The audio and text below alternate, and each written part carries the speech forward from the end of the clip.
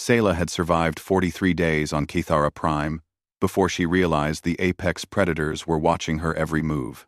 The realization came on a humid morning as she secured her hammock between two ironbark trees. Her fingers moved through the bowline knot, with practiced ease, loop, thread, pull, when she felt the weight of observation. Not hostile, just intensely curious.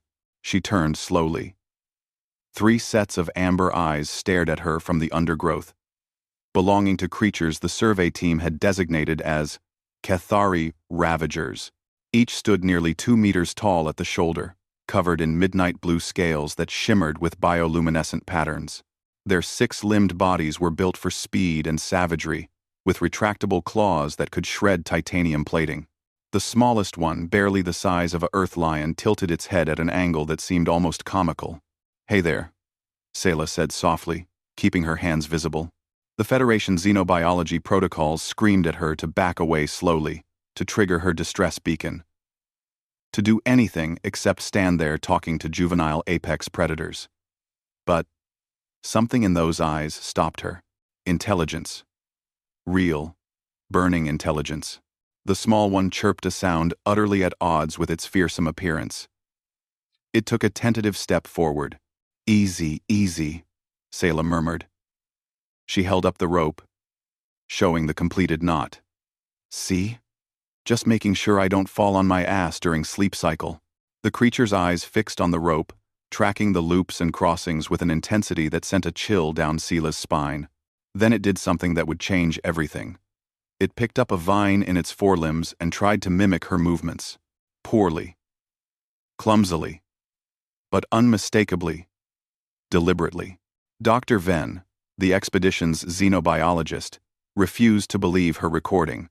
Kethari Ravagers are obligate carnivores with neural structures optimized for pack hunting, he insisted, his centaurian tendrils quivering with academic certainty.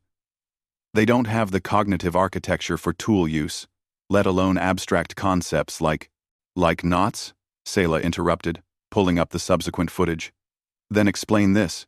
The video showed what happened 3 days later.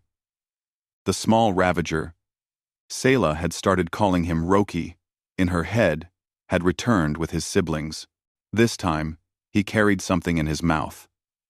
A length of fibrous plant material. He approached Sayla's hammock setup, and, with painstaking care, attempted to recreate the bowline. It took him 17 tries. Sayla had watched in amazement, offering no help, just sitting cross-legged on the forest floor.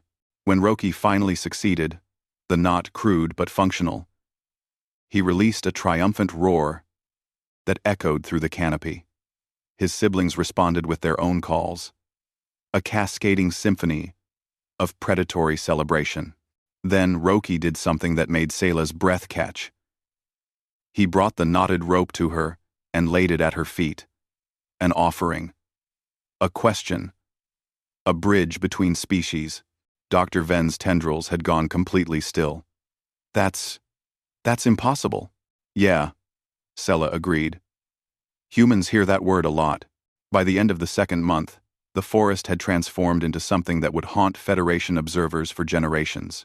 Roki and his pack, now numbering 12 juveniles, had become obsessed with binding. They started with simple knots. Overhand, figure 8, sheet bend. Sayla taught them carefully, using her limited supplies of rope and vine. The Ravagers learned with terrifying speed. Their predatory focus applied to mastering each pattern. But they didn't stop at ropes. Sayla discovered their first independent creation when she ventured deeper into the territory. Suspended between trees was a structure that made her engineering degree feel inadequate. A 3-dimensional web of woven vines, creating compartments and pathways. A dwelling. An architecture. "They're thinking in 3 dimensions better than most spaceflight engineers," she whispered into her recorder, her voice thick with emotion. "They're not just copying. They're innovating."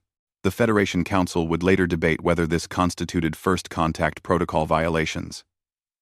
Sayla couldn't bring herself to care. She'd seen something in Roki's eyes that transcended bureaucracy. The moment a species reached for something beyond instinct. The moment they grasped that the universe could be shaped, bound, manipulated through will and understanding. The moment they became more than what nature had made them. The incident happened on day 73. A territorial dispute between two pack members, Roki, and a larger juvenile called Threx erupted near the camp. The traditional resolution would have been violent. Claws and teeth until dominance was established. Sayla had seen the aftermath of such fights in other Ravager territories, blood and broken scales. But Roki had learned more than knots. As Threx lunged, Roki pivoted with liquid grace, using a length of vine he'd been carrying. 3 quick movements, loop, pass, cinch, and Threx's forearms were bound together, not tightly enough to injure, but secure enough to immobilize. The larger Ravager tumbled to the ground, confusion replacing rage in his eyes. Roki chirped a question, not a threat. He approached his packmate and, after a long moment of tension, carefully untied the bonds. Then he demonstrated the knot again, slowly, teaching rather than dominating. Threx watched, learned. Within an hour, both juveniles were practicing together, their earlier aggression forgotten in the joy of discovery. Sayla recorded everything, tears streaming down her face. She'd watched humanity's first steps toward civilization in the archaeological records. The moment early humans learned that conflict could be resolved through means other than violence. That strength could be expressed through creation rather than destruction. Now she was watching another species discover the same truth. When the rescue ship arrived 6 months later, the Federation team found Commander Sayla living in a structure that blended human engineering with something entirely alien.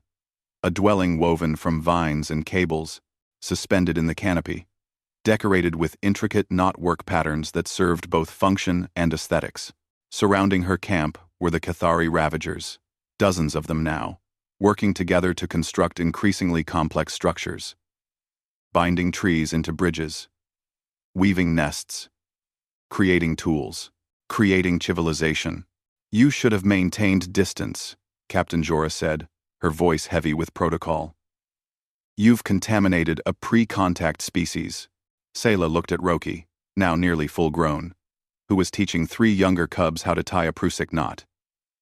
She said quietly, "I taught them something they were ready to learn. Something every sapient species eventually discovers on their own." She held up her hands, showing the scars from months of working with rope and vine alongside predators. "We all start by learning to bind. Then we learn what binds us together." Roki chirped in agreement, his claws moving through a pattern that would have taken Sayla weeks to master. In his eyes, she saw the future. A species reaching for the stars, bound not by limitation, but by infinite possibility. And it had all started with a simple knot.